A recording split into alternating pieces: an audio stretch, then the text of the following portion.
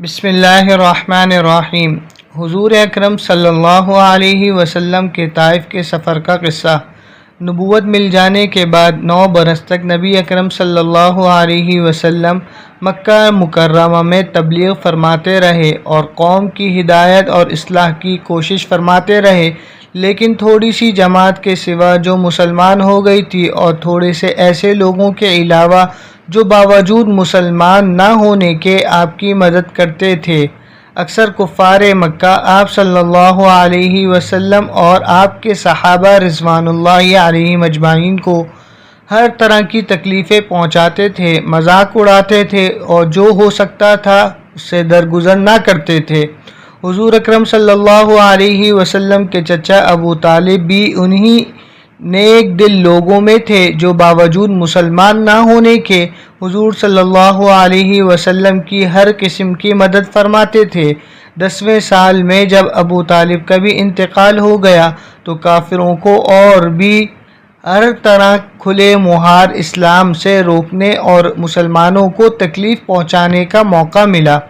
حضور اقدس صلی اللہ علیہ وسلم اس خیال سے طائف تشریف لے گئے کہ وہاں قبیلہ ثقیف کی بڑی جماعت ہے، اگر وہ قبیلہ مسلمان ہو جائے تو مسلمانوں کو ان تکلیفوں سے نجات ملے اور دین کے پھیلنے کی بنیاد پڑ جائے۔ وہاں پہنچ کر قبیلے کے 3 سرداروں سے جو بڑے درجے کے سمجھے جاتے تھے گفتگو فرمائی اور اللہ کے دین کی طرف بلایا اور اللہ کے رسول کی یعنی اپنی مدد کی طرف متوجہ کیا، مگر ان لوگوں نے بجائے اس کے کہ دین کی بات کو قبول کرتے یا کم سے کم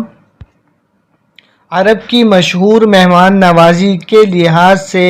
ایک نووارد مہمان کی خاطر و مدارات کرتے، صاف جواب دے دیا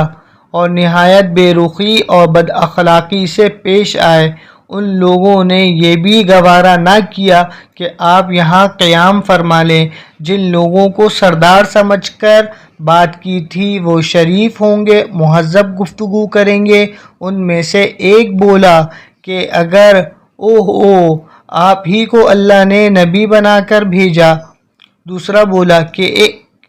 اللہ کو تمہارے سوا کوئی اور ملتا ہی نہیں تھا جس کو رسول بنا کر بھیجتے۔ تیسرے نے کہا میں تجھ سے بات کرنا نہیں چاہتا، اس لیے کہ اگر تو واقعی نبی ہے جیسا کہ دعویٰ ہے تو تیری بات سے انکار کر دینا مصیبت سے خالی نہیں، اور اگر جھوٹ ہے تو میں ایسے شخص سے بات کرنا نہیں چاہتا۔ اس کے بعد ان لوگوں سے نا امید ہو کر حضور اکرم صلی اللہ علیہ وسلم نے اور لوگوں سے بات کرنے کا ارادہ فرمایا کہ آپ کو تو ہمت اور استقلال کے پہاڑ تھے، مگر کسی نے بھی قبول نہ کیا، بلکہ بجائے قبول کرنے کے حضور صلی اللہ علیہ وسلم سے کہا کہ ہمارے شہر سے فوراً نکل جاؤ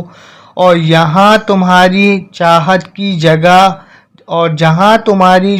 کی جگہ ہو وہاں چلے جاؤ۔ حضور اکرم صلی اللہ علیہ وسلم جب ان سے بالکل مایوس ہو کر واپس ہونے لگے تو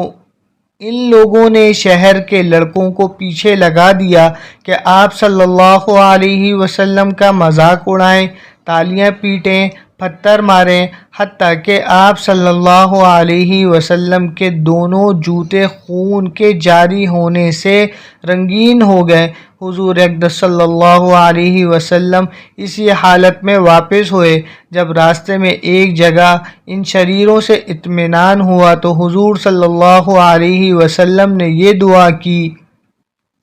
اے اللہ تجھ ہی سے شکایت کرتا ہوں میں اپنی کمزوری اور بے کسی کی اور لوگوں میں ذلت اور رسوائی کی۔ اے ارحم الراحمین، تو ہی ضعفاء کا رب ہے اور تو ہی میرا پروردگار ہے، تو مجھے کس کے حوالے کرتا ہے؟ کسی اجنبی بیگانے کے جو مجھے دیکھ کر ترش روح ہوتا ہے اور منہ چڑھاتا ہے، یا کسی دشمن کے جس کو تو نے مجھ پر قابو دے دیا؟ اے اللہ اگر تو مجھ سے ناراض نہیں ہے تو مجھے کسی کی بھی پرواہ نہیں، تیری حفاظت مجھے کافی ہے۔ میں تیرے چہرے کے اس نور کے طفیل جس سے تمام اندھیریاں روشن ہو گئیں اور جس سے دنیا اور آخرت کے سارے کام درست ہو جاتے ہیں، اس بات سے پناہ مانگتا ہوں کہ مجھ پر تیرا غصہ ہو یا تو مجھ سے ناراض ہو۔ تیری ناراضگی کا اس وقت تک دور کرنا ضروری ہے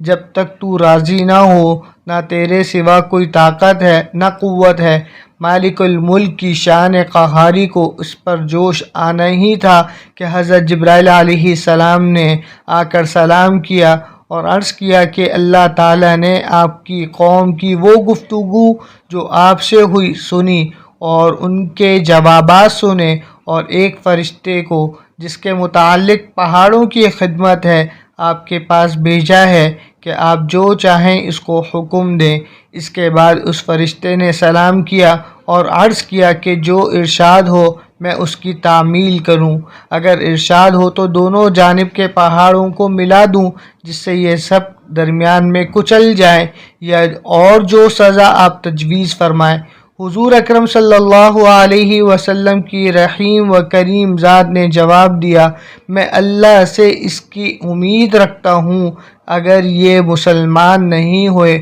تو ان کی اولاد میں سے ایسے لوگ پیدا ہوں گے جو اللہ کی پرستش کریں گے اور اس کی عبادت۔ فائدے میں شیخ لکھتے ہیں، یہ ہیں اخلاق اس کریم ذات کے جس کے ہم لوگ نام لیوا ہیں کہ ہم ذرا سی تکلیف سے کسی کی معمولی گالی دینے سے ایسے بھڑک جاتے ہیں کہ پھر عمر بھر اس کا بدلہ نہیں اترتا، ظلم پر ظلم اس پر کرتے رہتے ہیں اور دعویٰ کرتے ہیں اپنے محمدی ہونے کا، نبی کے پیرو بننے کا۔ نبی کریم صلی اللہ علیہ وسلم اتنی سخت تکلیف اور مشقت اٹھانے کے باوجود نہ بددعا فرماتے ہیں نہ کوئی بدلہ لیتے ہیں۔ وآخر دعوانا ان الحمد للہ رب العالمین۔ Subscribe now